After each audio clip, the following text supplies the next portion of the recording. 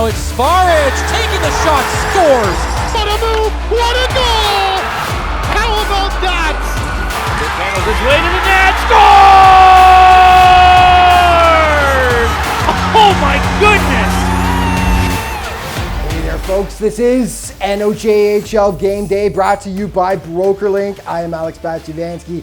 It's great to see you again, and the NOJHL champion Sudbury Cubs are into the playoffs at the Centennial Cup in Calgary, Alberta. It only gets tougher from this point on, though, in their quest for the Cup. Let's get you all set up for the quarterfinal showdown.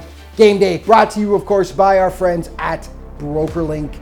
Auto, home, and business insurance. BrokerLink, life is confusing. Your insurance shouldn't be. Signoretti. Tipped in front, they score! Nolan Newton's first. And Greater Sudbury has opened the scoring on the power play. The Cubs needed a win against Cam River on Wednesday to advance to the Centennial Cup playoffs. They did jump out to the 1-0 lead. In the second, though, the walleye hit back.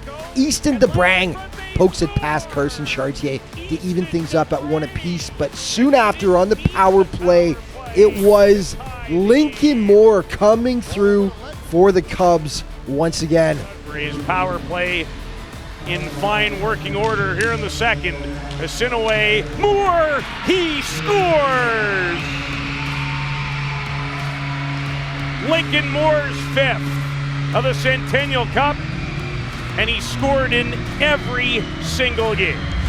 Yeah, Moore leads the Cubs in scoring with 7 points in 4 games. In the third, Chartier comes up massive once again. In the regular season, laying a good move. A fabulous save by Chartier, and it's still loose.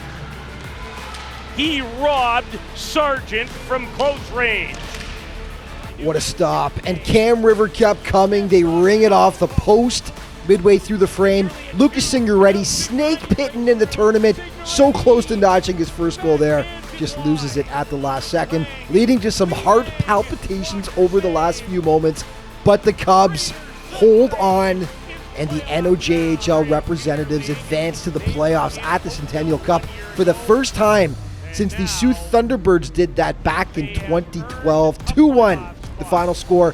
But as mentioned, it only gets harder from this point on. Today, the Cubs take on the Saskatchewan champion Melfort Mustangs, a team that started out slowly with a 3-1 loss to the host Calgary Canucks, but have rolled since that time.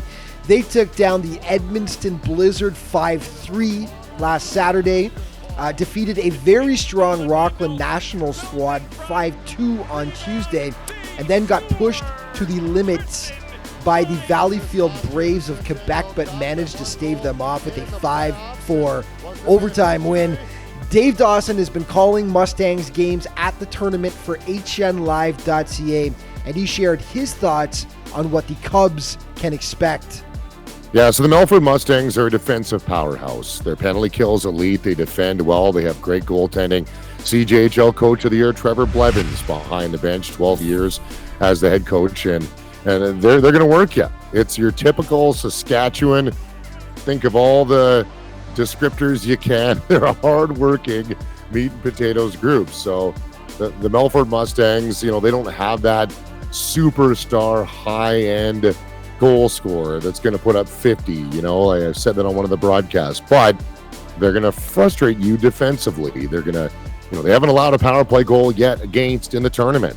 And the Cubs will need to find a way to crack the armor of Christian Coombs, who's been one of the top goaltenders at the Centennial Cup, going 3-1 for the Mustangs with a minuscule 2.02 goals against average and .929 save percentage.